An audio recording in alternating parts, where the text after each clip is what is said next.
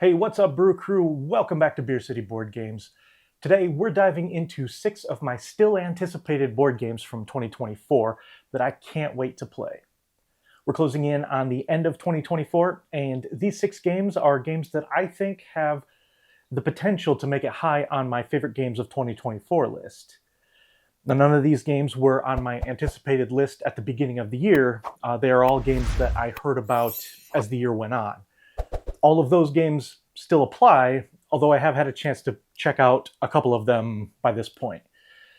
Obviously, since I haven't had a chance to play any of these games yet, it'll be difficult for me to talk about them for too long, so this will probably end up being a pretty short video, but it's something that I've been thinking about a lot lately as we get closer to the end of the year.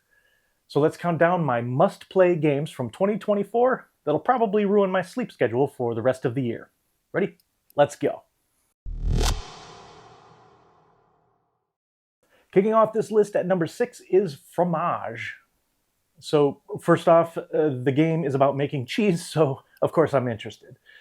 But I think what hooked me the most when I first heard about this game is the unique way that the worker placement works. I'm always intrigued when you need to consider time when playing a game.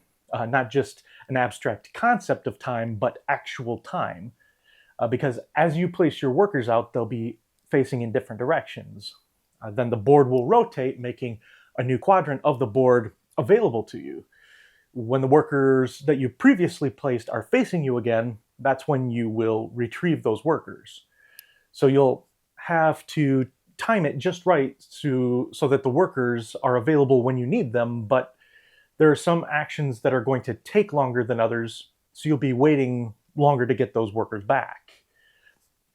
Kind of reminds me a little bit of Zolkin, but still very different, and so I really can't wait to try this one out. I love trying games that attempt interesting ideas like this, even though they don't always work out, but I'm always excited for them. So that's my number 6, Fromage. Coming in at number 5 is Mistwind. The idea of sailing through the skies on giant transport whales is very interesting and super whimsical. In the game, you're going to be setting up a trade network and delivering goods to fulfill contracts.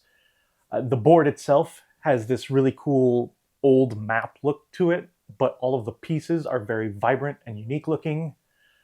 The game has a really cool action selection mechanism that uses numbered discs, but at the beginning of each round, you're going to secretly choose one of your discs that you'll set aside, and you won't be able to use it for the round. Each space on either the board or the cards have a number associated with it, and that's the number of discs that you can send to that space to take the action. In most situations, though, only one disc can be sent to a space each round, and you don't know exactly which number discs your opponents will have available to them. I think this makes for a pretty neat concept for an action selection mechanism, and I'm really interested in trying it out. This is a game that's been on my radar for a long time, and I just haven't had the opportunity to play it yet, but I'm hoping to change that soon. That's Mistwind, my number 5. At number 4 is Unconscious Mind. Now, let's get this right out of the way. The artwork, and especially the cover of this game, look incredible. It includes art from both Vincent Dutrait and Andrew Bosley, 2 of my favorite board game artists of all time, which is a list that I still plan on doing someday. But not only does the game look great, it sounds really interesting as well. I'm really fascinated by the idea of playing a game with this theme of trying to psychoanalyze patients based on their dreams. Plus, this is from the team over at Fantasia Games who put out Endless Winter a couple of years ago, which is a game that I really loved. In fact, it was my best of the year for 2022. So I feel like I need to give Unconscious Mind a shot as well. And just like Endless Winter, this game looks like it has a lot of different things going on in it. Plenty of strategic paths that you might be able to take. But the thing is, I've really come to trust Johnny Pack as a developer, and so I have a feeling this game is going to be another hit for me, but I need to get it to the table and try it out. That's Unconscious Mind.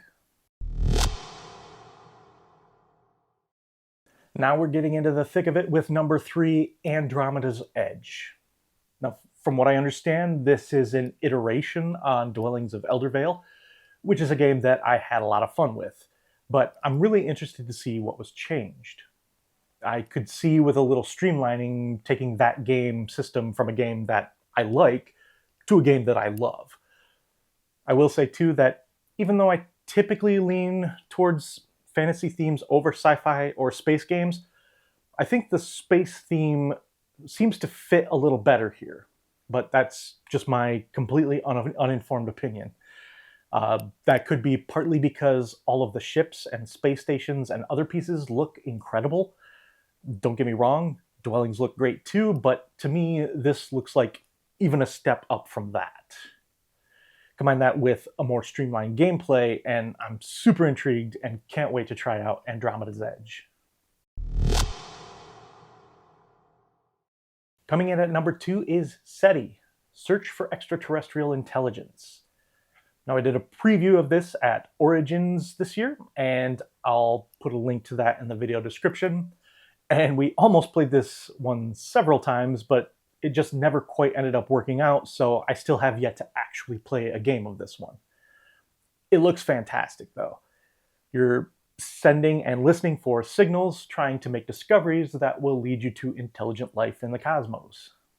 There's a combination of worker placement and card play involved, and one of the things that I really love are that the cards are based on actual research, either that's been performed or that's currently being performed. I love that. I also love that the game is not so much about searching for little green people, but rather searching for planets that can support alien flora or fauna.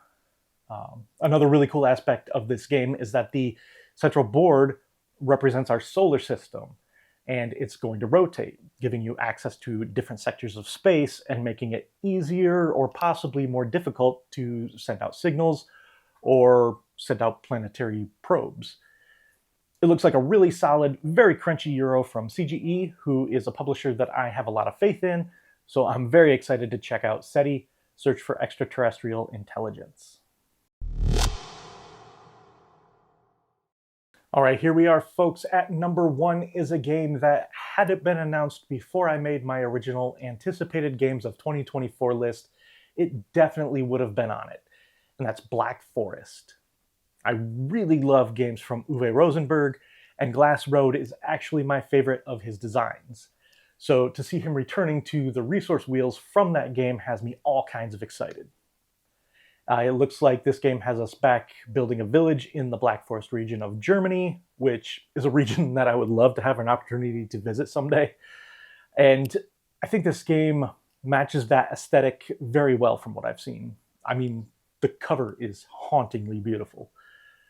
Now, where a large part of Glass Road revolved around card play and trying to piggyback your actions on someone else's turn, Black Forest looks to be more of a worker placement game. It looks like you will be moving your workers around a village or hopping between different villages to take actions and gather resources to build up your estate and score points. Now, like I said, if I had known about this game earlier in the year, I would have mentioned it in my initial video, but if I'm not mistaken, this one was just released at Essen, so I suppose it really hasn't been out that long. Still, I can't wait to get my hands on and play Black Forest. So there you have it, folks, my 6 must-play board games from 2024. But what about you? What games are you still looking forward to trying out this year? Drop your list in the comments below, and let's see if I've missed any hidden gems. And if you enjoyed this video, don't forget to subscribe and give us a thumbs up.